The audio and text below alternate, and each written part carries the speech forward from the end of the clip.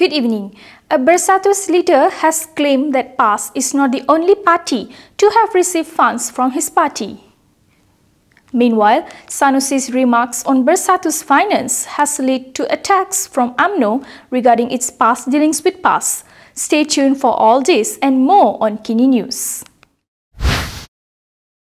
Tun Faisal Ismail Aziz has claimed that Umno and BN had also received funds from Bersatu during the previous Sabah state election. Bersatu Information Chief Tun Faisal Ismail Aziz has claimed that PAS was not the only party that had received funds from Bersatu.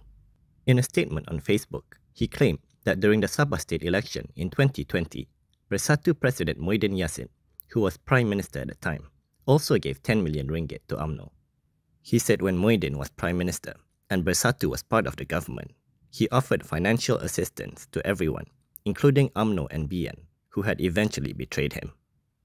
According to him, when UMNO and BN lacked funds, then Secretary General Anwar Musa asked for assistance and he was given 10 million ringgit. He claimed the monies were then delivered by one of Anwar's aides to UMNO President Ahmad Zaid Hamidi's offices at the Magellan Hotel in Sabah. Tun Faisal said this in response to UMNO Secretary General Ashraf Wajdi Duski, who said yesterday that Bersatu footing PAS's election bills in the previous general election were confirmation of rumours about why the Islamist party abandoned its partnership with UMNO. Ashraf was the UMNO youth chief at the time of the Sabah 2020 election. Yesterday, in his statement, Ashraf had taken a swipe at PAS over the matter. UMNO Secretary General Ashraf Wajdi Dusuki has commented on the claim that Bersatu had footed the election bills for PN in the 15th general election. In a post on Facebook, he said it was no wonder that PAS was willing to leave UMNO in Perikatan Nasional to join Bersatu in registering and forming PN. He added that at that time, many had already shared information that Bersatu had offered PAS financial assistance to face GE15. Therefore, he said, when the former political secretary to Muhyiddin Yassin himself revealed that all of Perikatan Nasional's expenses, including those of PAS candidates, were borne by Bersatu, it only confirms what was said back then. Meanwhile, UMNO Supreme Council member Puat Zarkashi said Marzuki's counterattack against PAS Vice President Sanusi Nor has raised several questions about PAS.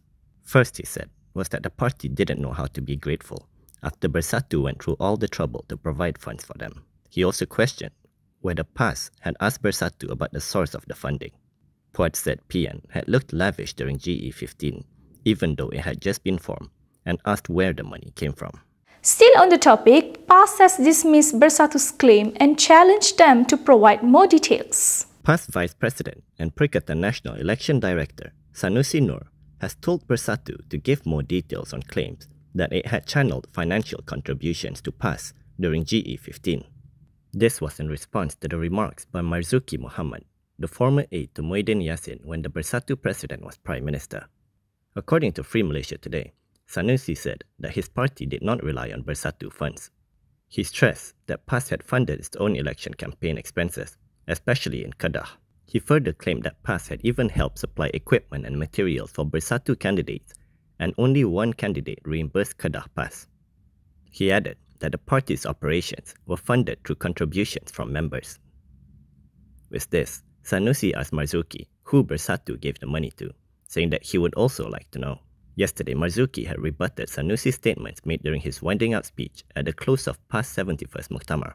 In that speech, Sanusi had mocked Bersatu for supposedly enjoying an easier ride in the election by relying on PAS's facilities and machinery. Marzuki, however, clarified that Bersatu had borne PN's election costs during GE15, which enabled PAS to win 43 parliamentary seats. He also claimed that Bersatu gave PAS a significant amount of financial contributions. From now on, you can also listen to KiniNews on Spotify and Apple Podcasts. Scan the QR code on the screen to follow us. A PAS leader has told PN to focus on strengthening unity instead of focusing on the Prime Minister candidate issue. PAS Deputy President Tuan Ibrahim Tuan Man has urged Perikatan Nasional to focus on strengthening the coalition. In a statement, he said they should not waste time entertaining slanders from their enemies or spins that are deliberately exaggerated. He added that the issue of a prime ministerial candidate is only relevant if PN wins big and qualifies to lead the federal government. He stressed that PN should not burn the midnight oil or rack their brains just to serve their opponent's agenda of seeing PN divided. Tuan Ibrahim added that while PN holds 73 parliamentary seats and controls 4 states, the coalition's journey is still long. He said, although the shadow of Putrajaya is visible, it is not yet clear, and as the saying goes, they should rear the goats first before discussing the division of profits. He also reminded PN component parties, PAS, Bersatu, Gerakan, and MIPP, to work as one team and not rest on past achievements. He said they should strengthen their unity in facing the Sabah state election as the first test before steering the ship towards Putrajaya. He also called for PN to return to Islamic solutions for a better future for the country. Questions surrounding PAS as Prime Minister candidate were debated during the PAS Muktamar in Kedah after party president Abdul Hadi Awang in his policy speech on Monday indicated the party's readiness to govern the country. At a press conference later, Hadi elaborated that leaders above the age of 70, which includes himself and PN chairperson Muhyiddin Yassin, should not be the Prime Minister. Selangor ruler Sultan Sharafuddin Idris Shah has shared his views on the redevelopment in the Kampung Baru area. Selangor ruler Sultan Sharafuddin Idris Shah has urged for the issue of the redevelopment of the Kampung Baru area to be handled carefully and wisely, with priority placed on the interests of the Malays. In a statement issued today, His Royal Highness said that he had no objection to developing the area, but stressed that Kampung Baru's heritage and historical role as a Malay enclave must be safeguarded. Sultan Sharafuddin decreed that in every consideration made by all parties involved in this matter, the original history and heritage of Kampung Baru must be taken into account.